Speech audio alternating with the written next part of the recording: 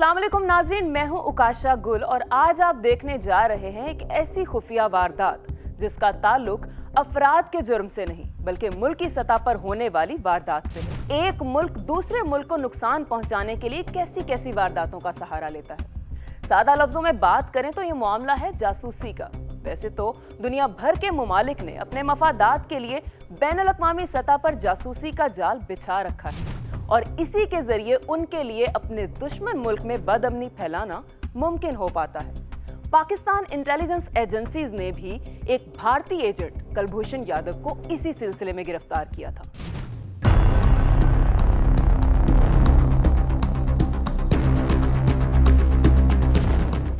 Kulbhushan Yadav Mumbai India का रहने वाला भारतीय नेवी का अफसर, पाकिस्तान में दहशतगर्दी की दर्जनों वारदातों का स्पॉन्सर और फैसिलिटेटर। कुलभूषण यादव 16 अप्रैल 1970 के रोज महाराष्ट्र के मराठी खानदान में पुलिस अफसर के घर पैदा हुआ। वो 1987 में भारतीय डिफेंस एकेडमी से 1991 में नेवी में चला गया। उसने शादी की, 2 बच्चे हुए। 2001 में भारतीय पार्लियामेंट पर हमले के बाद उसे पाकिस्तान मुखालिफ मिशन सौंपा गया। I am from the cadre of engineering department in the Indian Navy and my cover name was Hussain Mubarak Patel. Kulbhushan Yadav जब पाकिस्तान के हाथ आया तो एक बड़ी अहम चीज़ हुई जो आमतौर पे हम निगलेक्ट कर देते हैं। इसको हमने डिक्लेयर क्यों किया? ऐसे वक्त में जब ईरानी सदर पाकिस्तान में मौजूद थे और डिक्लेयर हमने किया और उसका ईरानी कनेक्शन ज़ाहिर किया। दुनिया को शायद उस वक्त जो हमें बताना ये मकसूद ये था कि पाकिस्तान में जो एक दहशतगर्दी की लहर है, ख़ासतौर पर बलूचिस्तान में, इसमें भारत मुलविस है और ईरान की सरजमीन को दानिस्ता या गैर दानिस्ता इस्तेमाल किया जा रहा है, वरना ईरानी सदर की मौजूदगी में ये स्टोरी ब्रेक करने की वजह नहीं थी। 2003 में भारतीय इंटेलिजेंस एजेंसी रॉ ने पाकिस्तान मुखालिफ मिशन की खातिर उसकी सिलेक्शन की और उसे पाकिस्तान बॉर्डर के करीब ईरान के इलाके चाबहार में एक बिजनेस भी स्टैब्लिश करके दिया। आपने देखा ईरान इस मसले में बिल्कुल चुप रहा। ईरान ने बात नहीं की क्योंकि ईरान की सरजमीन इस्तेमाल हुई है। चाबहार में चूंकि बहुत से भारतीय काम कर रहे थे चाबहार पोर्ट को डेवलप करने के लिए, तो ये उसकी कवर स्टोरी के तौर पे इसको वहां पे रखा हुआ था। नाम उसका वहां पे था, काम पाकिस्तान में कर रहा था। खुफिया एजेंसी रॉ ने उसे हुसैन मुबारक पटेल के नाम का कवर भी दिया। अंडर कवर और कवर चीज ये है कि जब मुझे उन्होंने एक स्टोरी छोटी सी है, अगर आपको कभी मौका मिले पढ़ें आप उसको, the man who never was. बरतानिया ने, एलाइज ने एक ऐसी फर्जी शख्सियत तख्लीक की जो कभी नहीं थी। उसका पूरा बैकग्राउंड बनाया उन्होंने उसका कि ये आदमी है फलानी का रहने वाला, ये काम करता था, ये काम करता था। उसको फिर उन्होंने अपनी इंटेलिजेंस का एक हिस्सा दिखाया, बड़े अहम हिस्से में दिखाया उसको। ये स्टोरी बनाई उन्होंने, उसका पूरा बैकग्राउंड डेवलप किया। ये कवर डेवलप करना है उसका कि असली आदमी मुस्तफ़ा है, लेकिन मुस्तफ़ा का वजूद उस वक्त ख़त्म कर, उसकी बर्थ सर्टिफिकेट से लेके उसकी तालीम तक तमाम रिकॉर्ड बनाया उन्होंने। अगर मुझे उन्होंने भेजना है तो मेरे फिर कवर बनाएंगे मेरे लिए कि ये फ़ौजी नहीं है, ये चौधरी मुस्तफ़ा, ये हल्द्वानी वाला को बंदा है, एक वो आ गया उसे बढ़ा गया बस। ये भारतीय जासूस अपने धंधे की आड़ में 17 मर्तबा गैर कानूनी तरीके से पाकिस्तान आया और गया। जासूसी की गर्ज से वो इस दौरान थाईलैंड, ईरान और दुबई भी गया। पाकिस्तान की खुफिया एजेंसीज ने हुसैन मुबारक की मशकूक सरगर्मियों की वजह से उसे अंडर ऑब्जर्वेशन रखा हुआ था कि उस दौरान उसने मुंबई में अपने घर वालों से मराठी में बातचीत की। जब से ही पकड़ा गया है, इस केस को हमने सही जो इंटरनेशनल नैरेटिव में पाकिस्तान ने बिल्ड करके पेश करना था वो हम कर ही नहीं सके। 3 मार्च 2016 चमन में पाकिस्तानी इंटेलिजेंस एजेंसीज ने एक काउंटर इंटेलिजेंस ऑपरेशन के दौरान ईरान बॉर्डर के करीब कुलभूषण यादव को उस वक्त गिरफ्तार किया जब वो पाकिस्तान में दहशतगर्दी की वारदातों के लिए अपने नेटवर्क के लोगों से मिलने आया। जबकि भारतीय हुकूमत ने इल्जाम आयद किया है कि कुलभूषण को मुल्ला उमर ईरानी की कलदम तंजीम जैशल अदल ने ईरान के सरहदी शहर से अगवा किया और फिर पाकिस्तानी फोर्सेस के हवाले कर दिया। उनके एडवाइज़र हैं इंडिया के नेशनल सिक्योरिटी एडवाइज़र, ये उनके करीबी अजीज़ है اور یہ یہاں پر آپریشن میں ملوث پایا گیا اور یہ بہت عرصے سے ایران کی چابہار پورٹ کو یوز کرتے ہوئے اس علاقے سے آ کر یہ بلوچستان اور یہاں پاکستان کے اندر دہشت گردی کی کارروائیوں میں ملوث تھا۔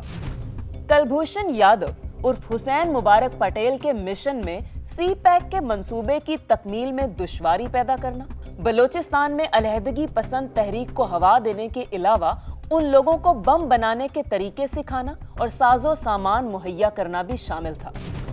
As I was able to achieve undetected existence and visits to Karachi in 2003 and 2004, and having done some basic assignments within India for RAW, I was picked up by RAW in 2013 end. Pakistan میں وہ کوئی business یا trade کے لیے نہیں تھا، پاکستان میں وہ ٹیررزم کے اندر ملوث تھا، ایکٹس آف ٹیررزم میں۔ کلبھوشن یادو کی گرفتاری کے بعد اس نے خفیہ اداروں کو بتایا کہ اس کا کوڈ نیم منکی ہے۔ کلبھوشن نے اپنی تمام وارداتوں کا انکشاف بھی خود ہی کر دیا۔ I've been directing various activities in Balochistan and Karachi at the behest of RAW and deteriorating law and order situation in Karachi. Pakistani security forces نے اپنی اعلیٰ اقدار کو ملحوظ خاطر رکھتے ہوئے کلبھوشن کو اس کے بھارتی فوج میں عہدہ کے لحاظ سے ہی ٹریٹ کیا۔ پاکستان نے دنیا کے سامنے حقائق پیش کر دیے جسے بھارت کے عسکری اور سول حکمرانوں نے تسلیم بھی کر لیا۔ بھارت نے اس لیے کر لیا، ان کو ڈر یہ تھا کہ اگر زیادہ تفصیل میں گئے یہ ساری چیز گئی اور ان کا جو ایران کو جو استعمال کر رہے ہیں وہ باہر آیا تو ایران کو بھی نقصان ہوگا، پاکستان کا نقصان تو آلریڈی ہو رہا ہے، تو بھارت کو بھی انٹرنیشنلی اس کا بڑا نقصان ہوگا۔ یادو سے ملنے والی معلومات کی بنا پر حساس اداروں نے بلوچستان اور سندھ سے 400 سے زائد افراد کو گرفتار کیا۔ ان افراد سے بھاری مقدار میں غیر قانونی اسلحہ، دستی بم سمیت دیگر جدید ہتھیار اور مستقبل میں دہشت گردی کی وارداتوں کی منصوبہ بندی کے شواہد بھی ملے۔ سیکیورٹی ایجنسیز نے تمام شواہد قبضے میں لے کر اس کے خلاف ملٹری کورٹ میں ٹرائل شروع کیا۔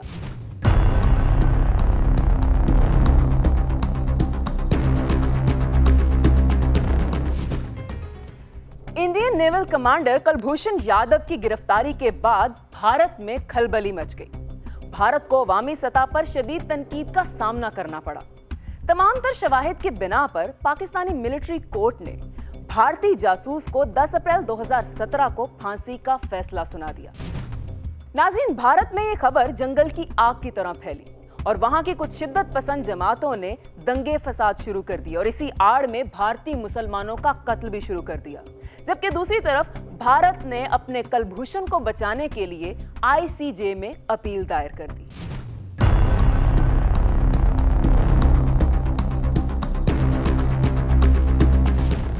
عام طور پر جب بھی کوئی ملک کسی دوسرے ملک کے خلاف انٹرنیشنل کورٹ آف جسٹس میں جاتا ہے تو ملزم فریق اسے عالمی عدالت کے دائرہ کار سے تجاوز قرار دے کر اپنے مفادات کی رکھوالی کرتا ہے۔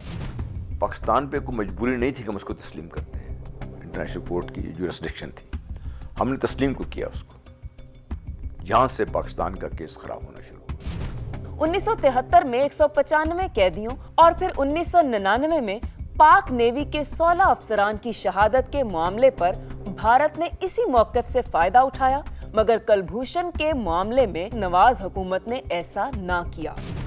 دیکھیں، ایک چیز پر تو بہت شور مچتا رہا کہ پریویس گورنمنٹ نے اس کو کنڈیم نہیں کیا۔ کسی جلسے میں یا کسی چیز میں بار بار ڈیمانڈ ہوتی رہی کہ میاں صاحب جو ہیں کلبھوشن کا نام لیں۔ اسمبلی کے اندر آواز اٹھتی تھی اور کہتے کہ جی منہ سے ایک دفعہ کلبھوشن کا نام لے دیں، جلسوں میں آواز اٹھتی تھی کہ ایک دفعہ نام لے دیں، لیکن انہوں نے نام نہیں لیا۔ سمجھ نہیں آتی کہ کیا وجہ ہے، حالانکہ ان کو اس وقت انٹرنیشنل فورمز پہ جا کر اس کو کنڈیم کرنا چاہیے تھا، اس کو زیادہ ایکسپوز کرنا چاہیے تھا۔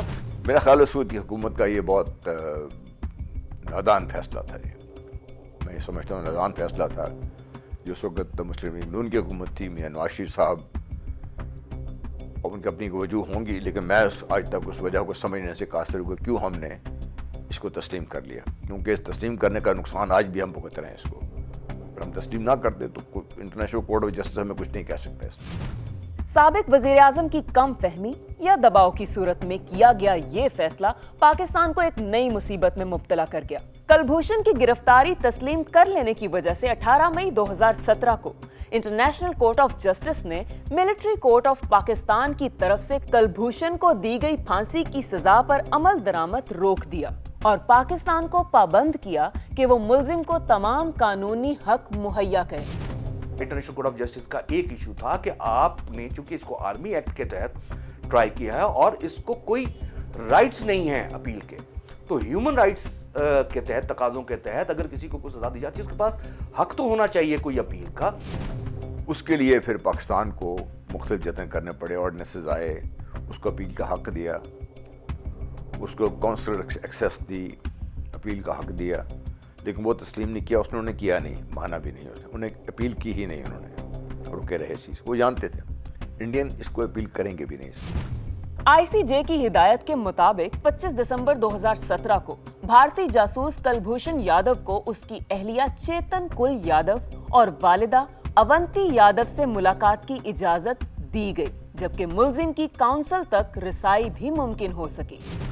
इंडियंस अब ज्यादा एक्सपोज हुए हैं क्योंकि इंडियंस ये एक्सपेक्ट कर रहे थे उसमें बड़ी कामयाबी, कि उस कामयाबी की वजह से पाकिस्तान को एम्बैरस होना पड़ेगा और आईसीजे शायद ज्यूरिसडिक्शन ले लेगी, हमारा ऑर्डर सेट असाइड कर देगी।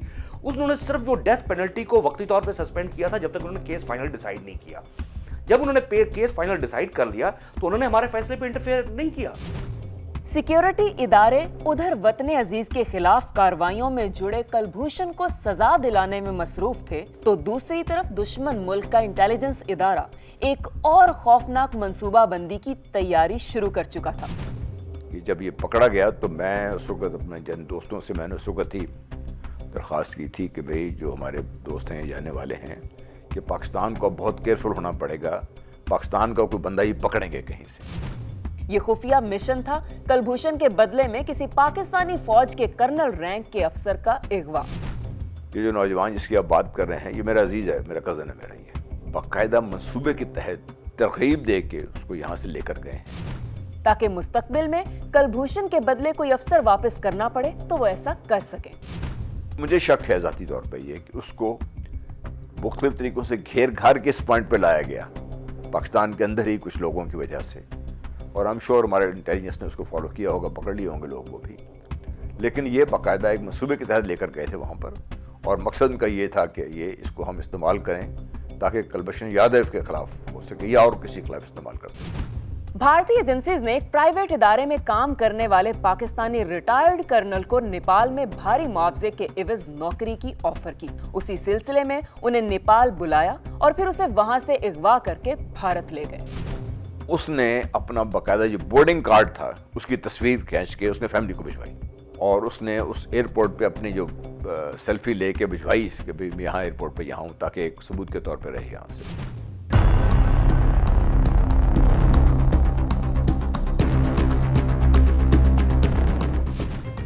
2018 इलेक्शन के बाद नई हुकूमत वजूद में आई, जिसके आते ही कुछ ऐसे फैसले किए गए कि आलमी अदालत में पाकिस्तान के मौक़िफ़ को तक़वियत मिली।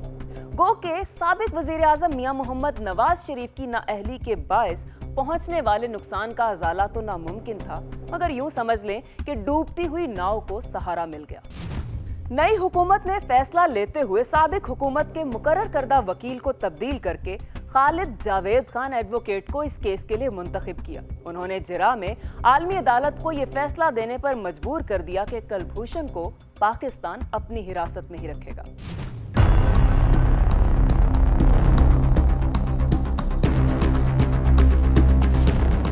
यही वजह थी कि भारत में एक बार फिर से कोहराम बर्पा हो गया। हत्ता के कश्मीर में भारतीय फौज पर होने वाले हमले में भी पाकिस्तानी फौज के मुलव्विस होने के इल्जामात आयद होना शुरू हो गए।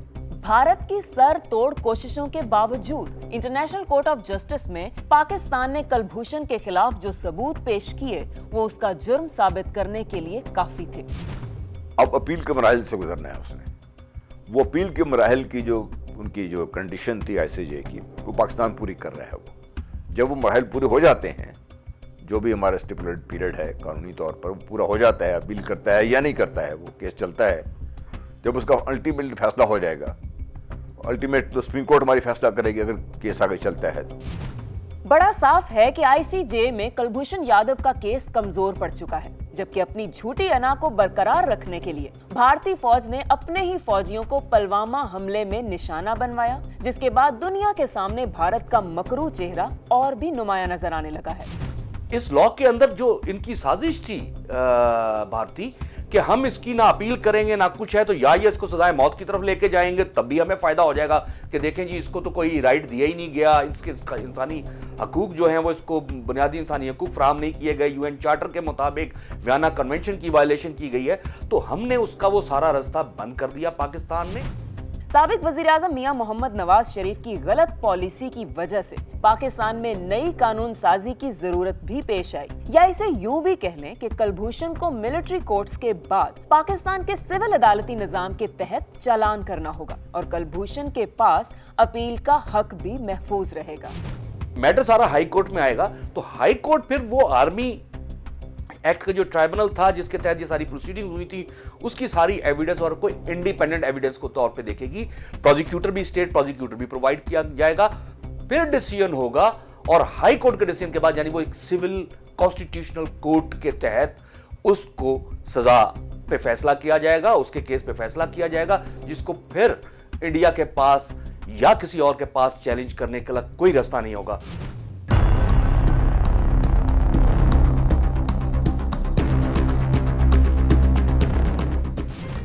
अपने दौरे हुकूमत में दहशतगर्दी की कार्रवाइयों में मुलव्वस कुलभूषण यादव का नाम तक न लेने वाले हमारे साबिक वज़ीर-ए-आज़म मियां मोहम्मद नवाज शरीफ ने एक और हैरानकुन काम भी किया। भारत में 2016 में पठानकोट की एक फौजी बेस पर हमला होता है और हमारे साबिक वज़ीर-ए-आज़म मियां मोहम्मद नवाज शरीफ उस हमले की एफआईआर दर्ज करवा देते हैं गुजरांवाला में। यानी उनका ये अमल भारत के इस हमले में पाकिस्तान के मुलव्विस होने को तस्लीम कर लेने के मुतरादिफ है। आइए नाज़रीन सुनते हैं कि हमारे senior journalist mister Aftab Iqbal का इस जासूसी की वारदात के बारे में क्या कहना है। ये इंतहाई रिडिकुलस हरकत थी, इंतहाई वतन दुश्मन हरकत थी, बहुत बड़ी हिमाकत थी, और बल्कि हिमाकत कहना ओवर सिंप्लीफिकेशन है, ये बहुत बड़ी साजिश थी जिसका शिकार हमारी गुज़श्ता हुकूमत हुई। देखें, ऐसी सिचुएशंस बार बार क्रिएट हुई जिनमें इंडिया कल्प्रेट था और हमारा केस बनता था।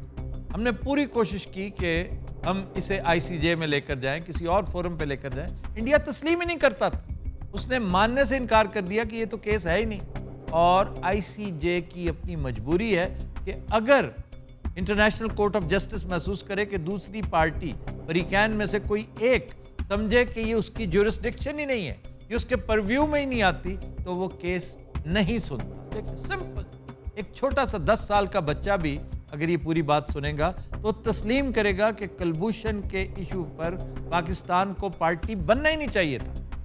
पाकिस्तान बना और आपने खमियाजा भुगता, मामला खटाई में पड़ गया। कुलभूषण इज वेरी लकी, वो इतना ही खुशकिस्मत है जितना पाकिस्तान बदकिस्मत है।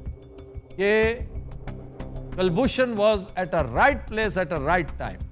Pakistan was at a wrong place at a wrong time. नाज़रीन, अब काबिले तहकीक बात यह है कि ऐसे फैसलों पर फौरी अमल दरामद किसी सियासतदान की नाअहली के जुमरे में आता है, या ये होती है किसी मकसद के तहत सोची समझी की गई वारदात। इसी के साथ हमारे प्रोग्राम का वक्त खत्म होता है। मुझे और मेरी वारदात की प्रोडक्शन टीम को इजाजत दीजिए, लेकिन जाते जाते याद रखिए कि जुर्म तो मुजरिम करता है, लेकिन उसमें सबक हम सबके लिए है। अल्लाह ने के बाद।